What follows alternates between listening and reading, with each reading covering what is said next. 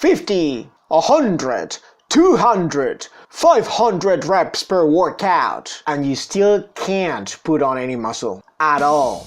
Here's why.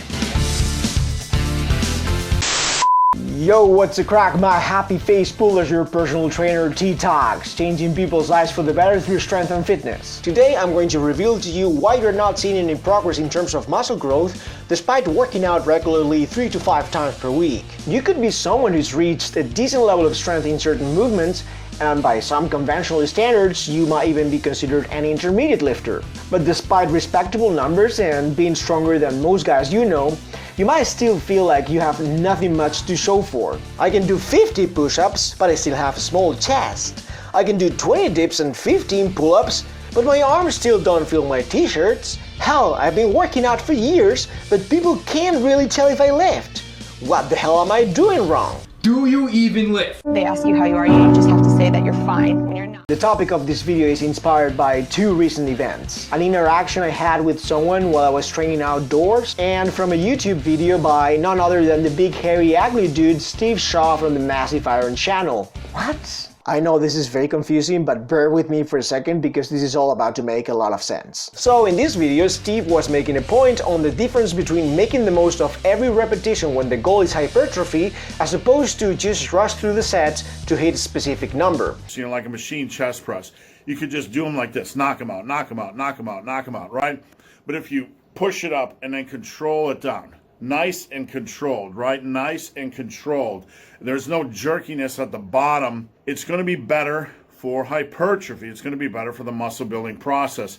We're not trying to just knock out reps and go crazy. We're trying to create a reasonable amount of control over the weight. Basically saying that not all the work is created equal when you analyze it more closely. On paper, you might have completed 50 reps, but one is junk work, done for the sake of completing a task, whereas the other is quality volume because the lifter focuses on getting the most out of every single repetition. The athlete is in control of the exercise and not the other way around. The day before Steve's video was published, I had an interaction that perfectly exemplifies what he was talking about. I was doing weighted dips in the park when a young, athletic-looking lad showed up.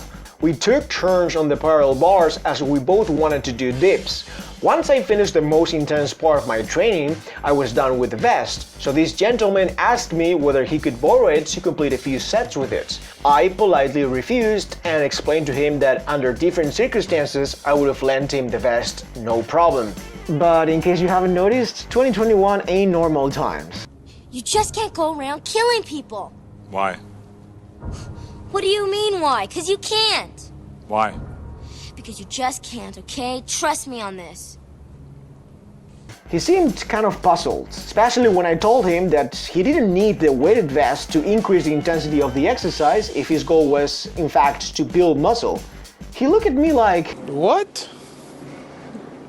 Bro, what are you talking about, man?" Well, the truth of the matter is that he was doing exactly what Steve described in his video. Knock them out, knock them out, knock them out. He was doing 15 plus reps in each set, bouncing up and down like a maniac. Almost as if he was in a race. Knock them out, knock them out, knock them out. This is a very common issue among fitness enthusiasts, especially beginners. Many focus just on the end point, the target number, completely disregarding what they are actually doing. Unless you're working on your max effort skill, a set typically consists of multiple repetitions. That means that you're doing, Wait for it. repetition work. Therefore, you must respect the repetition. Respect. You must respect every single part of a repetition. The eccentric, aka the descent, the transition phase, that is the turnover from yielding to the load to overcoming the load, and the concentric phase, that is going up or overcoming the resistance. It's important to remind people that numbers are great for counting purposes, but in reality, numbers are just an abstract concept to bring structure into chaos. Your muscles don't give a crap about a number, only your ego. But you can't hypertrophy your ego, can you? Your muscles care about tension and how this tension relates to the eccentric, the transition, and the concentric part of a repetition. Because your muscles need to stretch and contract based on where they are within a rep. So I explained to this fella how to make each rep harder, thus increasing the intensity of the exercise. Slow down the eccentric to 3 Mississippis, pause at the bottom, and then explode in the concentric. Again, 3 Mississippis on the way down to accumulate time under tension in the part of the repetition that causes the most amount of micro tears. Pause at the bottom to eliminate the stored energy this lengthening produces, aka the elastic momentum, and then explode out of the hole to recruit the fast-twitch muscle fibers, which are the ones that respond most effectively to hypertrophic adaptations. Once he started doing dips as I suggested, he went from doing 15 plus repetitions in each set to guess how many? I'll give you a second to type it in the comment section down below. Take a guess. A few moments later. After those changes in the execution, after bringing the quality back into the exercise, he could only do 5 repetitions. The 5th one being a grinder, by the way. Which goes to show the untapped potential that is never fully exploited when it comes to using exercises for muscle building purposes. So basically these changes increase the intensity of the exercise as much as an additional load that be equal to 22% of his body weight. For an 80 kilogram male, that's the equivalent of doing dips with roughly a 15 kilogram plate wrapped around your waist, but with no equipment. Treat every single repetition as an opportunity to squeeze all the juicy gains out of it. Now, in the second part of this video, I'm going to share with you a couple of examples where I pit these two types of sets against one another. That way you can get a better picture of what junk work looks like as opposed to quality muscle building reps. Enjoy it!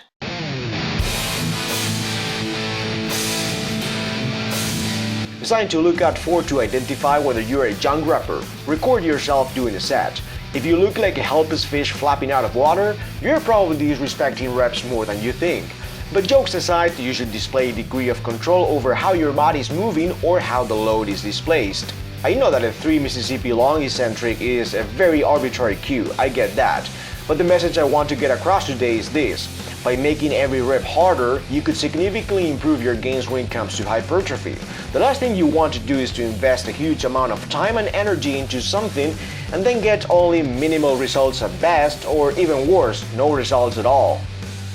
Remember, you have multiple opportunities within a set to challenge your body. Develop the skill of remaining calm in discomfort. Don't try to exit as soon as possible. Hypertrophy training is all about imposing stress on your muscles regularly. Don't avoid the stress. Embrace it by respecting your repetitions. Over the course of 1 or 2 years, the difference could be astounding. And the last thing I'd say is that being aware of how to make an exercise harder could be a very useful tool for certain moments. When all you've got to train is your own body weight, tweaking the components of a repetition is a valid alternative to additional resistance coming from external objects. Kind of handy when you are on the road. Probably is the most important thing. I think investing into something you don't understand is better than not investing at all, but it is so much more impactful and powerful when you know why you're investing. Alright peeps of the intraweb, I really hope you found value in today's video. If you learned something new and you want to show me some appreciation, which is very welcome by the way, go ahead and smash the like button, consider subscribe to the channel, and don't forget to click on the bell to get notified every time a new video goes live. I gotta go eat. In the meantime, stay fit, stay strong, give me a thumbs up and subscribe to the channel for more gains. Gains galore. Always gains.